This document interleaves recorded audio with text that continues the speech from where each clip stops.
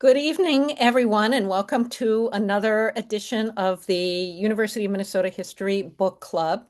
Before we begin, I want to acknowledge that here at the University of Minnesota Twin Cities, we are on the ancestral and contemporary homelands of Indigenous people, including Dakota land ceded under force in the treaties of 1837 and 1851.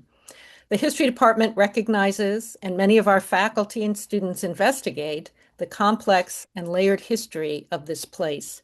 It is important to acknowledge the peoples on whose land we live, learn, and work as we seek to improve our relations with our tribal nations. We also acknowledge that words are not enough. We must ensure that our institution provides support, resources, and programs that increase access to all aspects of higher education for our American Indian students, staff, faculty, and community members. I'm Sarah Chambers. I'm currently the chair of the history department.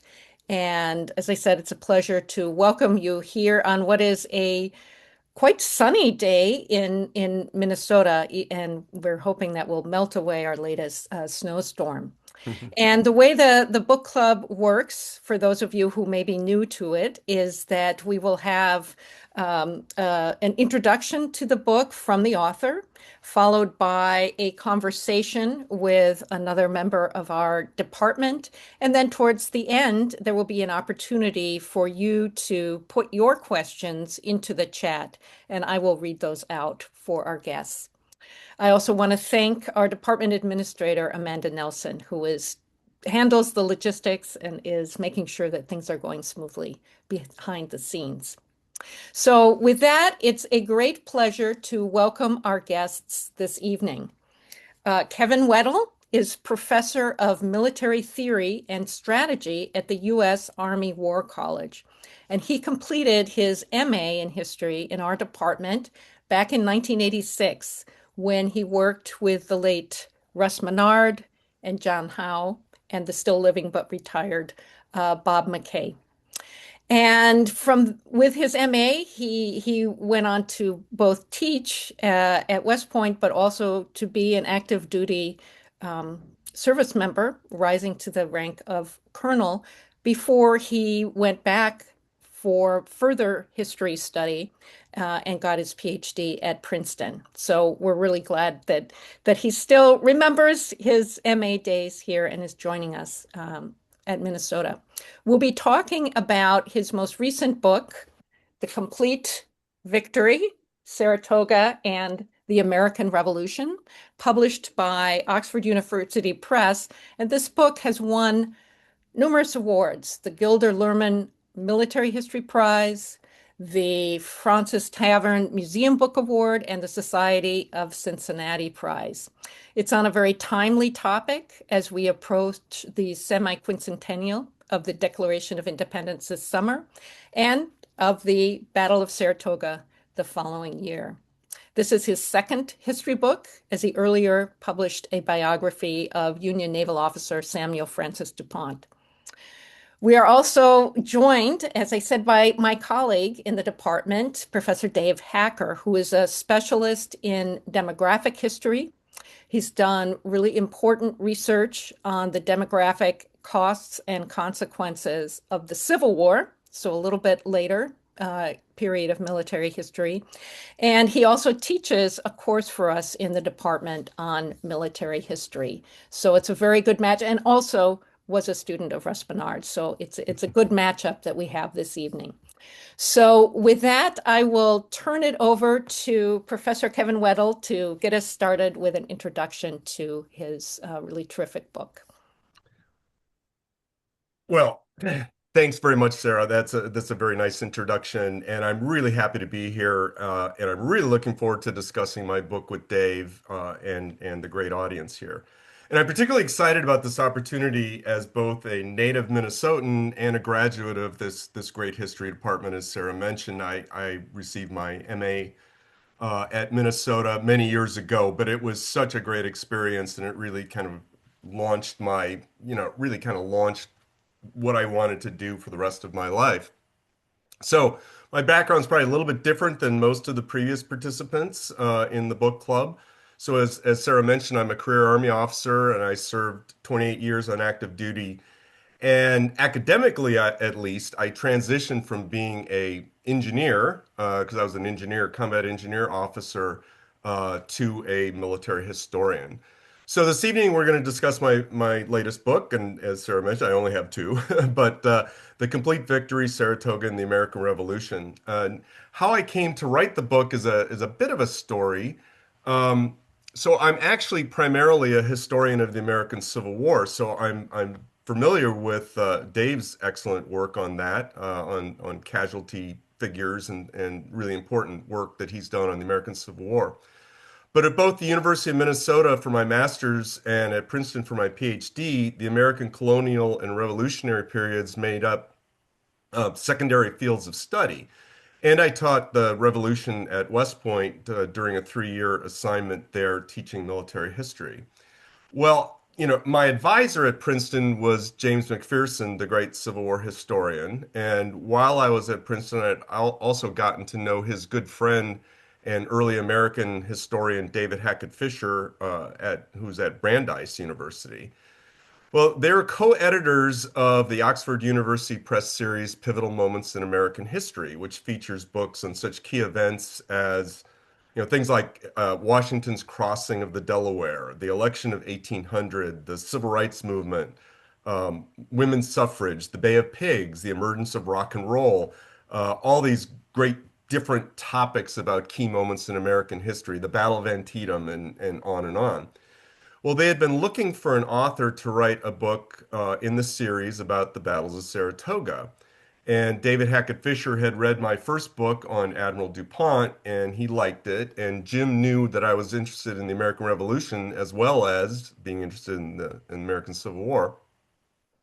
So after failing to find a real specialist in the American Revolution to write the Saratoga book, they approached me and asked if I'd like to submit a book proposal.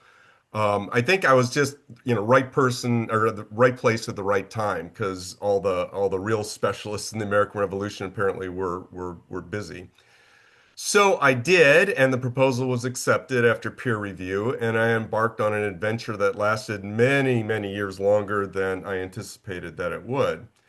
And part of that reason was because some, or well, I should say most, but not all of the books in the Pivotal Moments series are pretty concise treatments of these various events. And mine was initially supposed to be along those lines as well. But after I started my research and really kind of dug into it, I realized that there was really no way I could do justice to a campaign that lasted so long and contained so many moving parts in 200 pages or less. And I was lucky that my editor at OUP was flexible and he okayed a full treatment of the campaign. So now there are many really, really outstanding books about the Saratoga campaign, but many of them tend to kind of race through the rest of the campaign to get to the climactic two battles, the two final battles of the campaign in September and October of 1777 that would ultimately lead to the surrender of the British Army.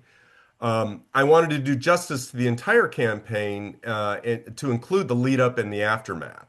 So one of the biggest challenges I had was that because the campaign was so complex with so many moving parts, many of which happened simultaneously, was to try to keep the narrative moving while not confusing the reader. I'm not sure if I succeeded, but I certainly tried to do that. And I'll show you a couple maps that will give you an idea of the complexity of the campaign.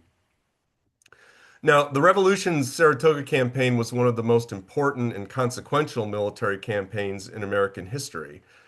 The campaign included 10 battles and engagements. It lasted over 5 months. It was complex, it was fluid, it was multidimensional. It was shaped by countless interactions and contingencies. It played out over hundreds, actually probably thousands of square miles. And the personalities involved were as fascinating as any you're ever going to encounter.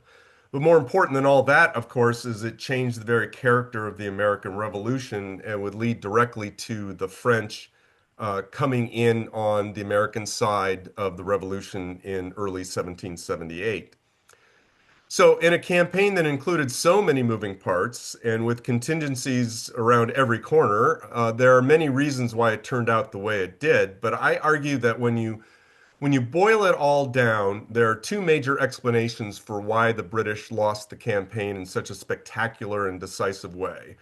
And I would say that I mean I could just rattle off a bunch of different reasons, but I think at its core, the reason why they lost that campaign is faulty British military strategy and superior American leadership. And those are the kind of the two threads that weave their way throughout the narrative, or at least that's what I tried to do. So military strategy, of course, that's strategy is a word I think we use and abuse too much. You hear it all the time, and I think people really, when they're most of the time that they're talking about strategy, they're really not talking about strategy. They're talking about tactics or something else. So, at its my definition of strategy is it's the calculated application of ways and means to achieve a political or military objective. Now, that sounds really simple and straightforward, but if it was, we'd be a lot better at it, and we're not very good at it. And I think we haven't been very good at it since World War II. But that's a that's a different subject for a different time, perhaps. But in 1777, the British military strategy was fatally flawed. So in the book, I spent a lot of time on British military strategy development, both before and after the campaign. And the bottom line, I think, is that the British military strategy for 1777 was hopelessly muddled and uncoordinated. And what was supposed to be a single synchronized strategy designed to end the war in 1777 instead turned into two separate strategies. And, that's not really good when you only have a finite amount of military resources, and that's the problem the British faced in 1777. The other thing I tried to zero in on in the book is looking at leadership and relationships, mainly between these senior leaders. And I tried to make in-depth assessments of the key leaders on both sides. Now, frankly, the vast majority of leaders on both sides at the colonel level and below, and I would say that would be like regimental or brigade commander and below, were actually very, very good. With few exceptions, they led by example, they cared for their men, they believed in their cause and their mission, and they were capable at their jobs. The main difference, I think, between the two sides' leadership was at the senior leader level, which requires much different skills than those at the lower level. So that's a very brief introduction to the book and how it came to be. And maybe it might be useful if I very quickly before we start our discussion with Dave, it might be useful if I shared a map or two just to kind of give you a quick indication of what the campaign looked like. So let me share my screen. And okay, so hopefully, oops, sorry. There we go. Okay, so hopefully you can see that. That's just the cover. I'm not going to do this one here. I'm just going to skip through that. Okay. So these are if we're talking about strategy here, these are the four major characters that were involved in British strategy making here in 1777. So at the top, you've got King George III. That's a famous painting of him by Benjamin West, an American. So King George III, even though he was a constitutional monarch, he still had a lot of influence on personnel decisions and things like that. The man to the right there is General Sir William Howe. He is the British commander-in-chief in North America. The man at the bottom there is Lieutenant General John Burgoyne, who in early 1777, he is back in London. He was the second in command in Canada in 1776, but now he's back in London. And the man on the left there is Lord George Germain, who is Secretary of State for the Colonies. And Germain was basically the guy, the civilian minister who was in charge of managing the war in North America. So Howe and Burgoyne will will offer up competing plans for winning the war in 1777. And it's important to remember what is going on, a little bit of context as we enter 1777. The British thought that they had the Americans on the ropes. The American army was dissolving as they were being chased across New Jersey after getting kicked off of Long Island and Manhattan in the fall, the late summer and fall of 1776. And then Washington is going to do a miraculous turnaround with his successful battles of Trenton and Princeton in late 76, early 77. So the British look at that with some concern, and they realize that they have to come up with a new strategy for 1777 to win the war once and for all. Let's just end this thing in 1777. And Howe and Burgoyne will offer up competing plans for how to do that. And this is Burgoyne's plan. Burgoyne's plan is very, very interesting. He's going to take one large army coming down from Canada, ultimately, basically going down the famous Lake Champlain, Lake George, Hudson River invasion route from Canada all the way down to Albany. There'll be a supporting force of a little bit less than 2,000 that will go up the St. Lawrence into Lake Ontario and then down the Mohawk River, also converging on Albany. And then his plan also calls for the main British Army in New York City to come up the Hudson River, also converging on Albany. The idea was you split the what they thought were the more rebellious New England colonies away from the less rebellious middle and southern colonies, take control of the Hudson River Valley, split the Americans in half, and then conduct further unspecified operations into New England to pacify New England, and then hopefully uh, the revolution would collapse on itself. Howe's plan is very, very different. Howe, remember, he is in New York City. He is the commander in chief. He has come to the conclusion at this point that the center of gravity of the American Revolution is George Washington and his army. So his desire is to destroy what somehow lure Washington into a pitched battle and destroy Washington and his army. You destroy Washington and his army, you destroy the revolution. So his idea is to seize Philadelphia, the kind of nominal capital of the Americans, and initially he plans to go overland, but he changes his mind after Trenton and Princeton and decides instead that he is going to he's basically going to load his army on British ships, and he's going to by sea, he's going to come up the Chesapeake Bay south of Philadelphia, go after Philadelphia, and that will force Washington to defend the capital, and he will have his opportunity to destroy Washington and his army. So as you can see, two very, very different plans, and it's up to Germain to kind of reconcile that. So the problem you've got, or the problem the British have, is they've got three of the key decision makers sitting there in London and one of the key decision makers sitting there in New York City, and they're about 3,500 miles apart. And in the mid 1800s, excuse me, in the mid 18th century, that a message going one way could take 2 months. An exchange of messages could take 3 months. So trying to coordinate this strategy is going to be very, very difficult. And what ends up happening, as you might expect, is they're going to run into some problems. And in my book, I actually have shows you how my life is quite boring. I actually went through and traced every letter and order that went back and forth between these four people. And you can see that I think you can see that letters would cross, misunderstandings are going to take place, coordination isn't going to be very good. And you can almost trace the breadcrumbs and watch the strategy kind of falling apart.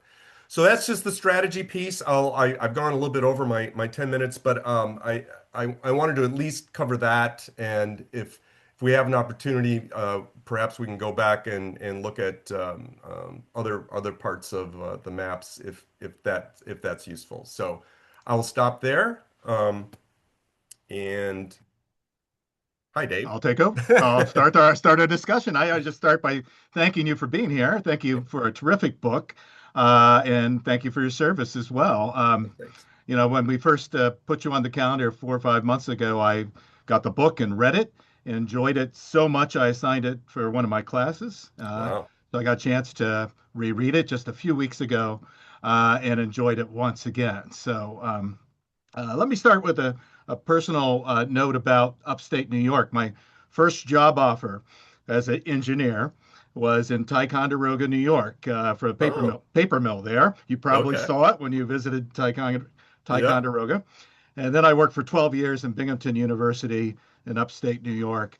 And one of my students advanced undergraduate students wrote a paper on the Battle of Oriskany, which I Hmm. confess I'd never heard of up to that moment. You do a terrific job with that battle as part of the campaign in this book. Anyways, let's start there. I know a little bit about the geography of upstate New York. Early in your book, you say, in war, geography is everything. So, can you comment on this British war plans, the rather complex three-pronged assault, and how it meets New York's geography and how it plays out on the ground? Yeah, geography is absolutely key, and I think one of the major problems that the British run into is they never really understand the challenges of campaigning in North America, especially that part of North America.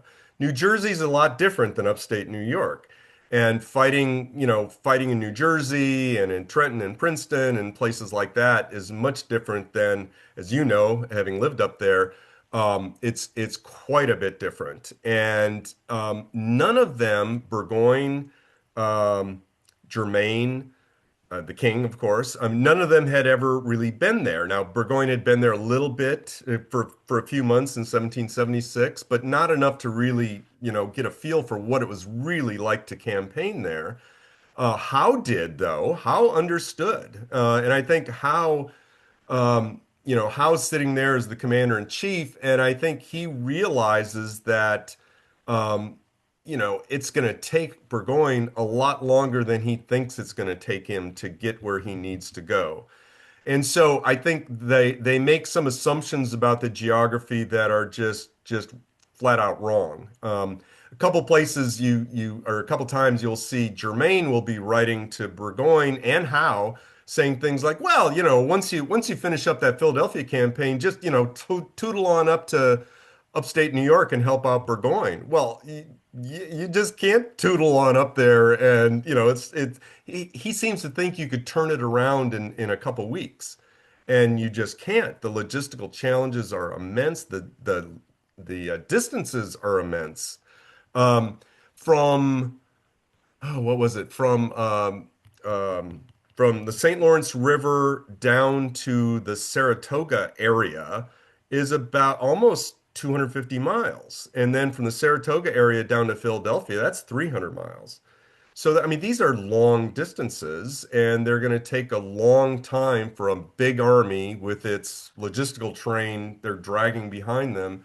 It's going to take a long time to traverse that, and then if you're actually having to fight along the way, that makes it even more challenging. And that particular summer as well was particularly hot and wet.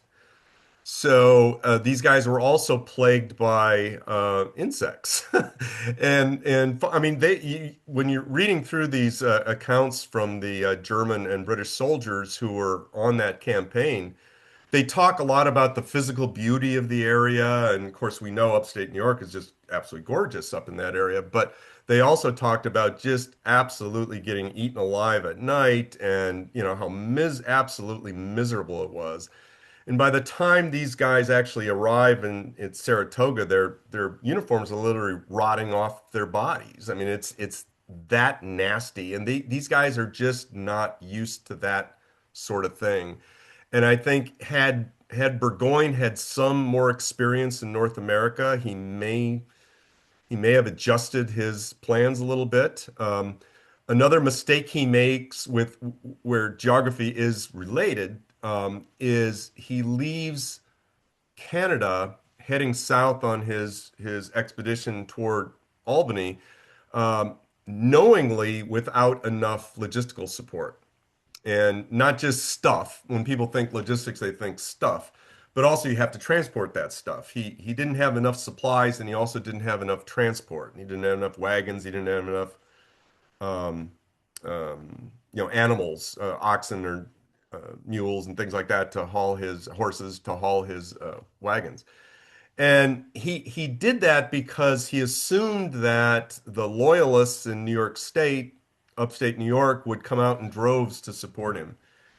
And he either overestimated the number of loyalists in upstate New York, probably not. I mean, there were lots of loyalists in upstate New York, but I think he underestimated their enthusiasm for coming out and helping this major campaign.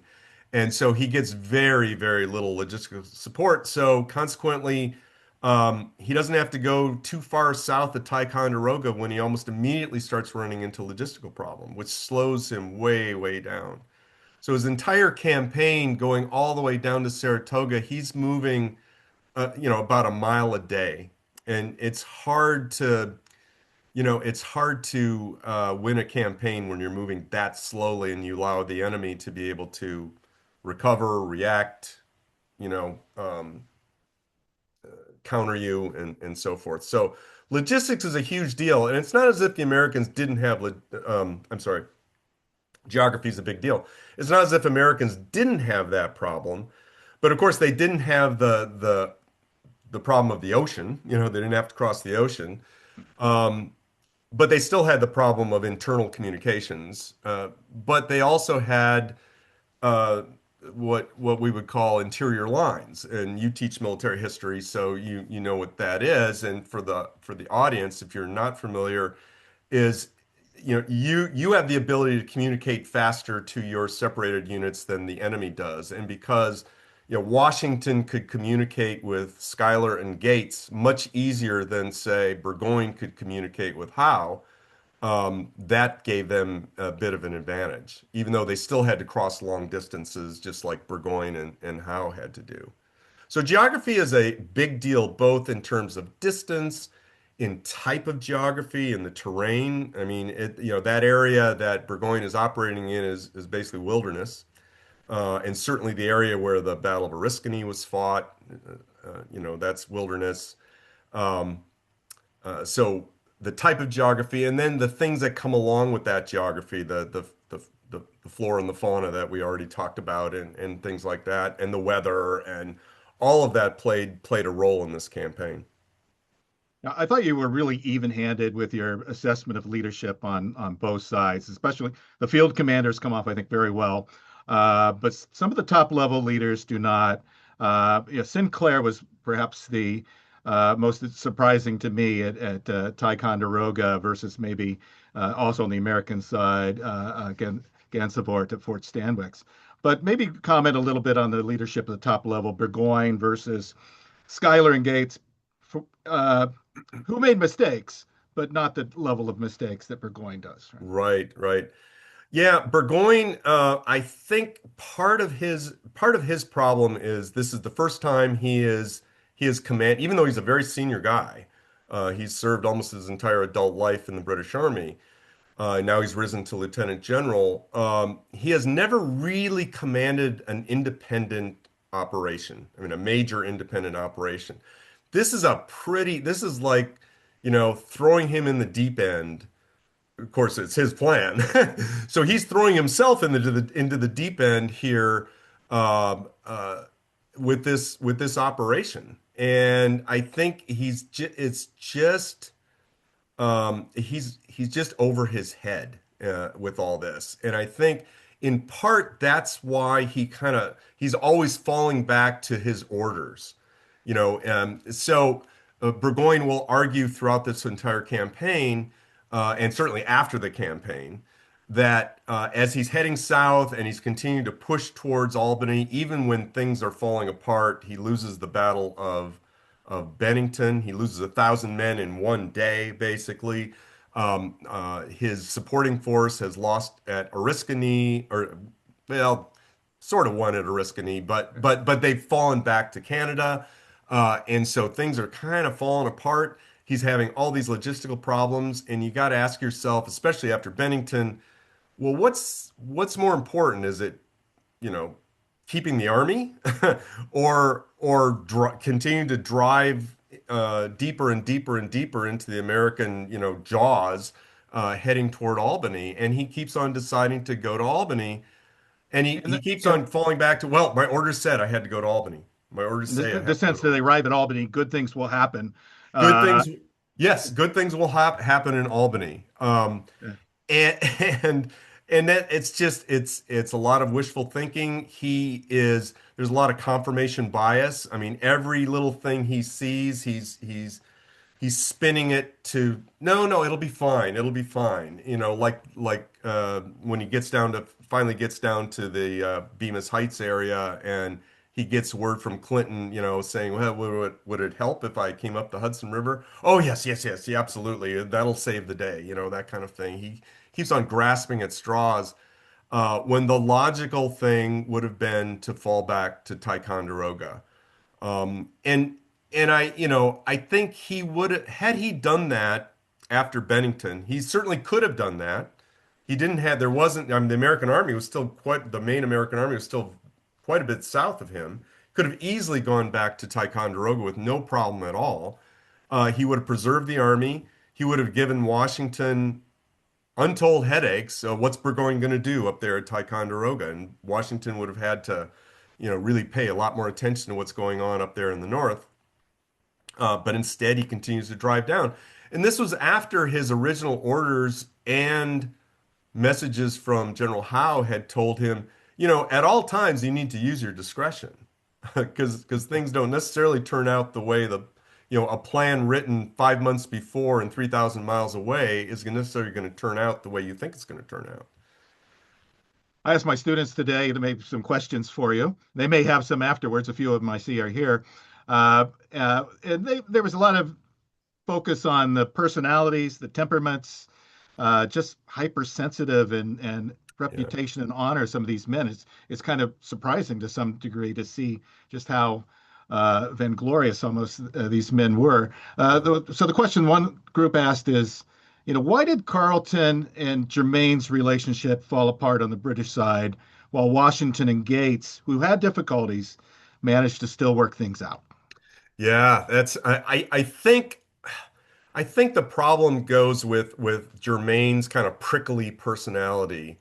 And I think he really, really thought that Carleton should have absolutely destroyed the American army up there in Canada in 1776. Whereas I think Carleton does a great job defending Canada, defending Quebec, kicking the Americans out of Canada, because he doesn't have that many troops. And I think Germain, like many of these guys, not including Carleton, not including Howe, they really have they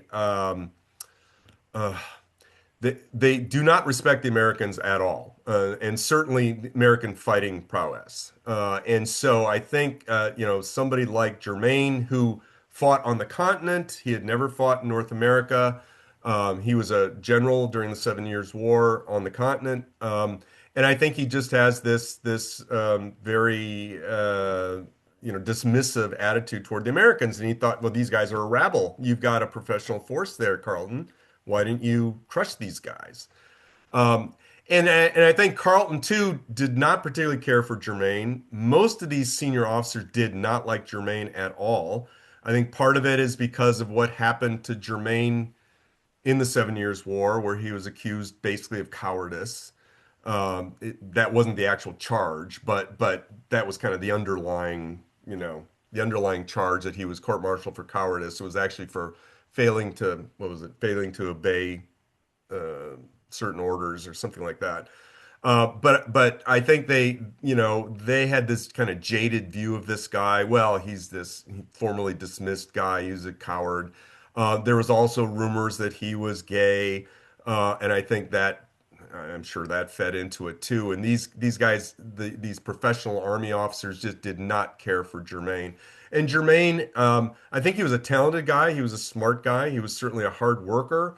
Um, but he also had this very kind of dismissive, suffer fool, don't suffer fools gladly kind of attitude, and that rubbed, these guys the wrong way too. And you see Howe falling out with him right after the Philadelphia campaign in 1777 as well. And Clinton has clashes with him when Clinton becomes commander in Yep. chief later on. So it's really a personality issue. And once Carleton is knighted for his work at kicking the Americans out of Canada, and Germain tries to block that knighthood. And so, there's all this bad blood, and it's really a shame And for them. Gates and Washington had their issues as well, Yep. but managed to keep the relationship going. And Yeah, and I think that's mainly because of Washington and not Gates. Gates, yeah, I mean Gates. I think he thinks, they had actually been friends, and they had served together in the French and Indian War. They liked each other.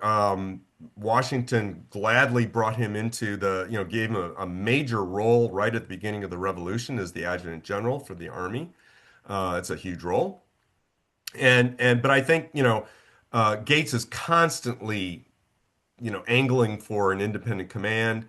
I think I think it's clear that he thinks he's better than Washington.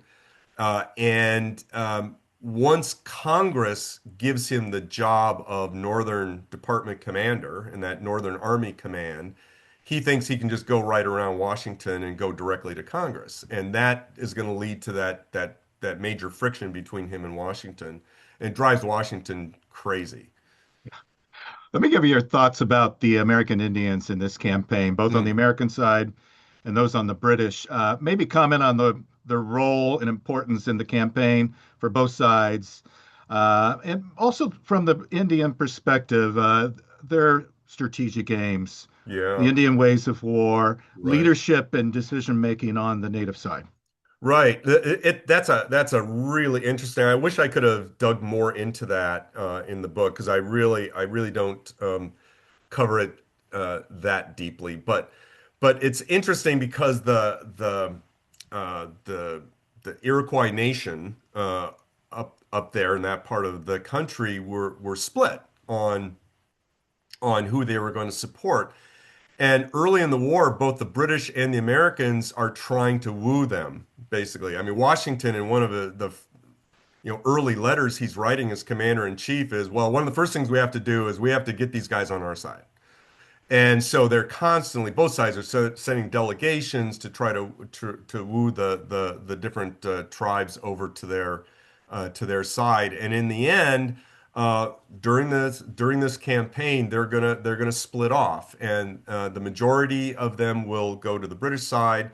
And their concern about the Americans is the same concern that others have, is that the Americans are reproducing quickly. They're moving across the into Indian lands more and more and more, and they want to stop that. And the British tell them, well, we're not going to allow them to go beyond the Appalachian Mountains. So a lot of them will support them. The Tuscaroras and the Oneidas will stay with the Americans. They will support the Americans, but the rest of them, the Senecas, the Mohawks, uh, gosh, well, I can't remember all of them off the top of my head, but the rest of them will go to the British side. And so Burgoyne early on he'll ask Carleton to try to recruit as many as he possibly can for his army. And Barry St. Leger, who is commanding the force that will go up the St. Lawrence and then down the Mohawk River, he also is recruiting these Native Americans to their side. There's several key Oneida and Tuscarora Native Americans who will do yeoman's work for the Americans during this campaign, especially for Gansevoort and the Americans at Fort Stanwix. So they'll do a great job for them. But because of the because of the Native American way of war, they're kind of a double-edged sword for Burgoyne. So they, just the way they fight is different, and it's not the Western way of war, the British way of war, and so Burgoyne has a hard time keeping control of them, basically. And And the way he wants, I'm sorry. it comes up in American propaganda for that, Yeah, right? of Yeah. course, yes. And he, like for instance, early on in this whole campaign, Burgoyne will issue this very flowery declaration, basically saying, "Okay, you Americans, you better, not oppose us, or we're gonna sick the Indians on you," that kind of thing. While at the same time, he's talking to his Native Americans and he's telling them, look, you guys can't go out indiscriminately scalping people and murdering people, and I don't want you to be killing prisoners of war and stuff like that. Um, and so the way he wants to use these guys is the way we would use cavalry today. So scouting, reconnaissance, because in the upstate New York wilderness, you really can't use cavalry, but you can use these Native Americans who know the woods, who are very stealthy. And so he wants to use those like cavalry. So again, scouting, screening your army, reconnaissance, raiding, and stuff like that. And they're very, very good at that. But the Native Americans also, they understand that they want to stick with a winner. And so when things start going south for Burgoyne, and the same thing happens outside Fort Stanwix, when things start going south a little bit, the Native American allies are going to say, we didn't sign up for this, and they largely will desert Burgoyne, and that will lead to some problems for him as he continues trying to push south. Yeah, I see we got a couple minutes before we open up, and I realize we haven't even got to Oh the my Battle gosh, of already? Saratoga. Oh. This is it's fun talking. It is. This is in the pivotal moments in American history series. So Right. maybe the last couple minutes, tell us why is this Battle of Saratoga a pivotal moment in American history? Right. Well, I think there's the big one, of course, that jumps out is it really was the catalyst that brought the French back to the negotiation table with Benjamin Franklin and his delegation over there in Paris, and they very, very quickly will create and sign the Treaty of Amity and Commerce and the Treaty of Alliance on the 6th of February, 1778. So just a couple months after Saratoga ends. But there's a lot of things. Obviously, the British have just lost a field army, so they lose 6,000 men just at a stroke. So they only have two major field armies in North America, and they've just lost one. So that's a problem. They have limited military resources, and they've just lost an army. And all those experienced leaders, not to mention all the equipment and accoutrements and weapons and stuff like that. It obviously will raise American morale. Obviously, it will also embolden a small but very vocal anti-war faction in Parliament, which will start giving the ministry no end of headaches from here on out. I mean, they already have been, but now they're really going to be emboldened. It forces the British to really relook their strategy. And in fact, they actually will send over a delegation to a diplomatic delegation to the United States called the Carlisle Commission, which will basically offer the Americans, look, we'll give you everything but independence. So they basically offer Americans what we would call, Commonwealth status today, or something along those lines. And after Saratoga, the Americans are going, no, don't think so. It's a little too late for that.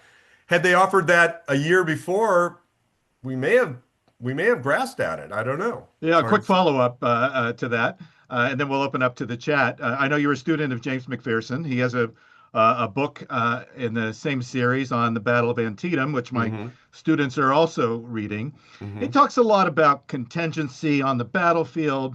He doesn't quite go down the counterfactual route necessarily, but Yeah. does anyone talk that way anymore in military history? Can you can you see a different outcome of the American Revolution if things did not play out as they did at Saratoga? I think if and I've had this discussion with a lot of historians. If Howe had if Howe had gone up the Hudson and had everything kind of converged on Albany like the plan called for, I still don't think that would have won the war because I just don't think they had the combat power in North America to be able to control the Hudson River Valley. They just didn't have enough Yeah. people. That's it's like 250 miles. Demography is destiny, Captain. Exactly, exactly. And I just don't think now I think it would again, would it have given Washington headaches? Oh, absolutely, it would have given him headaches. And campaigns would have been different and things would have been different, but I don't think it would have been a war-winning strategy. Yeah, And I think of those two plans, if we were just looking at those two plans, Howe had the right idea. I yeah, think if you until you took out Washington and the army, you still had a revolution. I think if you wanted an analogy, I think it's the same. You could look at the American Civil War. Until Lee and the Army of Northern Virginia are defeated, you still have a rebellion on your hands. yeah. And I think that's the same situation And here. Washington, if he has a major skill, it's the tactical retreat. Yes, Quite good. yes, I don't see any questions in the chat, so I'm going to keep asking mine. yeah, yeah. Oh, here one just popped in. So let me stop. And Sarah, should we let Yeah, the so Kim Wixon is asking, what are the plans for your next book? Ah, okay. Well, thank you. That's a nice question. I'm working on it right now. So it's kind of an offshoot of this. So Jim McPherson would probably be very disappointed in me that I haven't gone back to the Civil War, but it's kind of an offshoot of this book. What really struck me as I did this book was the central role that Washington had in this campaign. And he's pretty much been ignored in other studies of Saratoga, but I think he was central in American success uh, because of his because taking his role as commander in chief seriously as commander in chief, and where General Howe did not. So I compare those two in the book, and so I'm looking at. This is going to be a book. It's not going to be a doorstop like like Complete Victory was, but I'm looking at Washington as commander in chief in that pivotal year, I think, of 1777. So kind of focusing in on that. It's not going to be a, leadership lessons from George Washington. It's not going to be something like that, but it's going to yeah. be his role as commander in chief. Related to this question, another question that my students had was this, how long did it take you to write this book? Can you tell us something? You've read every message, gone back and forth. There's a Yeah, lot of research in this yeah. book.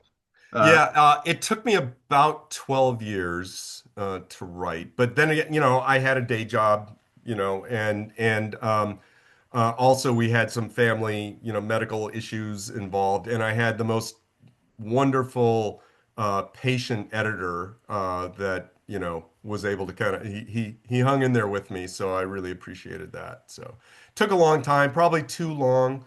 Um, but I did a lot of travel up in the area, trying to tramp the same ground that these guys walked on. Great. We do have some more questions coming in now. So Stephen Glaros asks, what was the biggest surprise in your archival research? Um, well, maybe the biggest surprise. Well, part of it was I already mentioned about Washington's role. Um, but another surprise, and I guess I shouldn't be surprised since I led, soldiers for almost 30 years, is how resilient the Americans were. They really bounced back pretty quickly. I mean, it's amazing. The loss of Ticonderoga was a huge, humiliating defeat. And many of the soldiers that ignominiously, abandoned Fort Ticonderoga, were the ones that were fighting on at Bemis Heights, winning those two big battles at the end of the campaign, and they really bounced back well. And I was really amazed at their resilience and how they were able to do that. Well, a question from Bradley Lewis maybe kind of picks up on that because he says you've spoken well about the soldiers on both sides at the leadership level. Can you share with us any reflections on the common soldiers on both sides? Were there any significant and instructive differences? You know, both sides, even uh, the German soldiers, who we kind of tend to denigrate as, you know, they were mercenaries. They didn't really care. They were pretty committed. I mean, I thought the soldiers on both sides were very much committed to you know, their mission, and certainly loyal to their officers and the, you know, the British, the king. I mean, they even mentioned this in their correspondence. The Now you don't have a huge amount of archival material of the very low-ranking soldiers, but you do have some. And you certainly have quite a bit of the lower ranking officers, so you know, lieutenants and captains on both sides.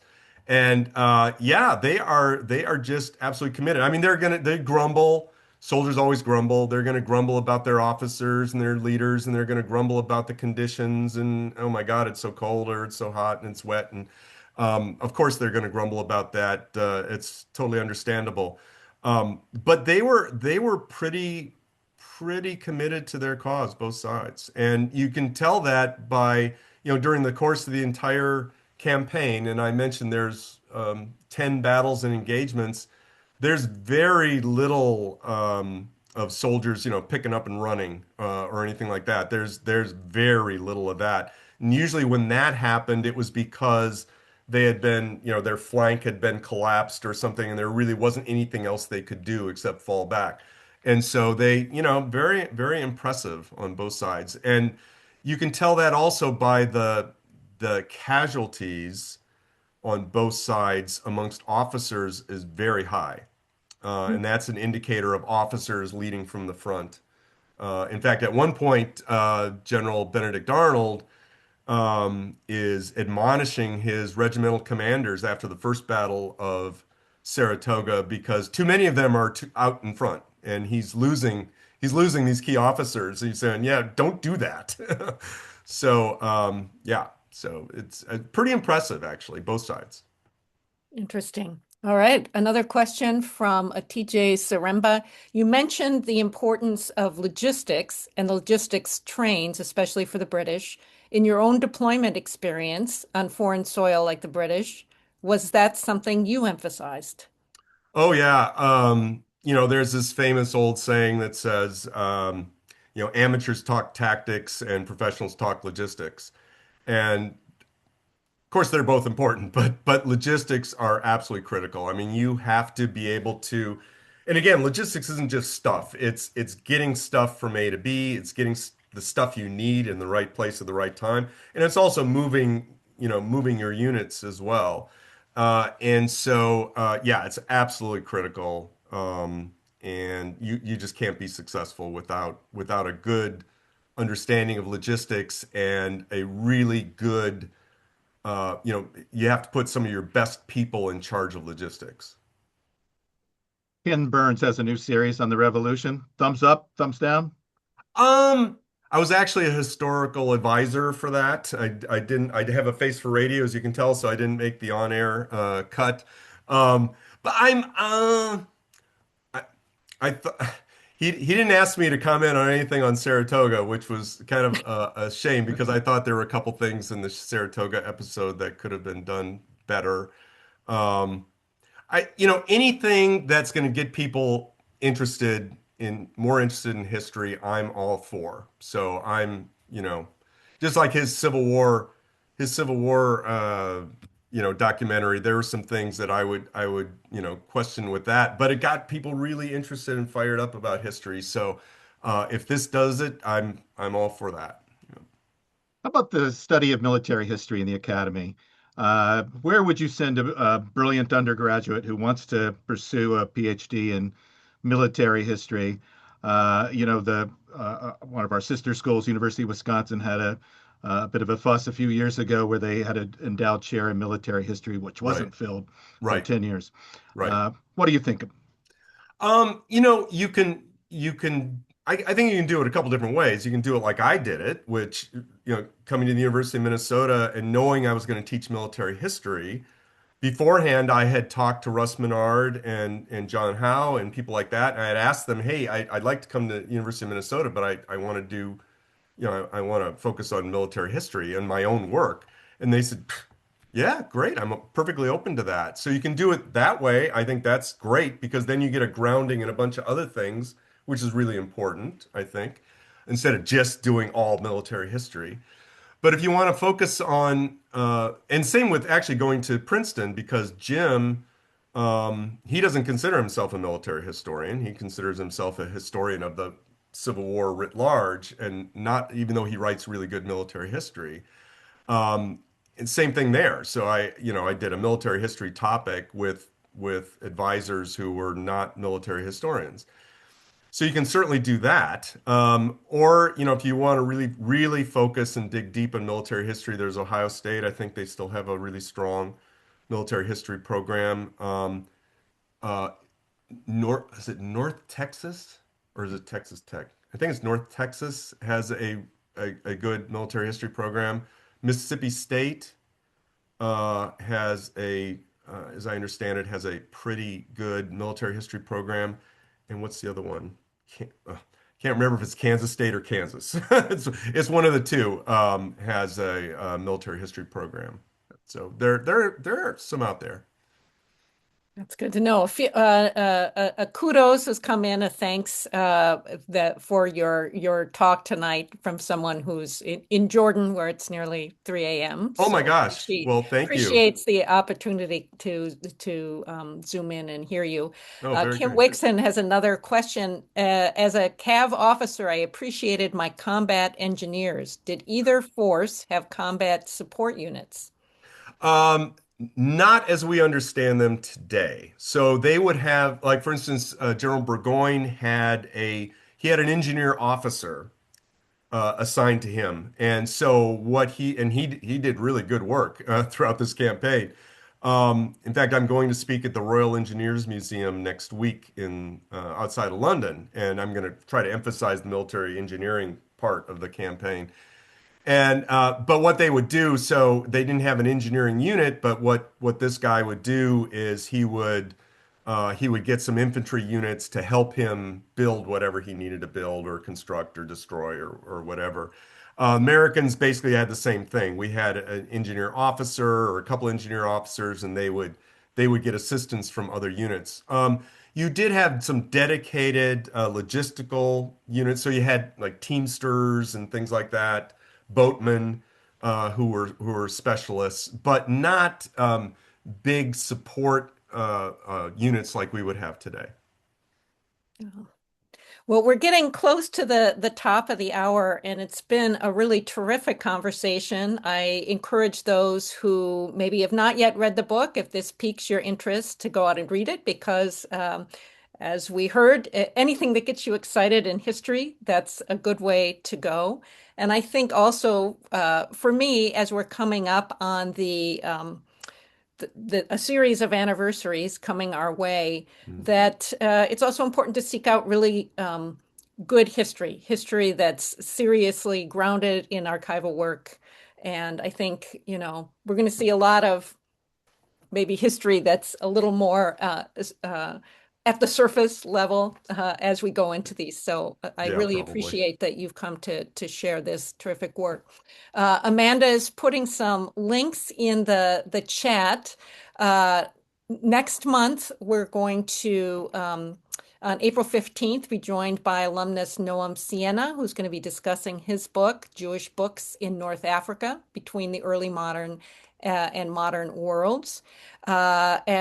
We also invite you, if you're so moved, to contribute to our graduate fellowship fund, because that's where the future books are going to be coming from, as our current graduate students are going to go on, like Professor Weddle, and write really terrific books. So with that, I'm going to thank both Kevin Weddle and my colleague Dave Hacker for a wonderful conversation. Thank all of you for coming out and posing really wonderful questions. So we'll close out the official book club.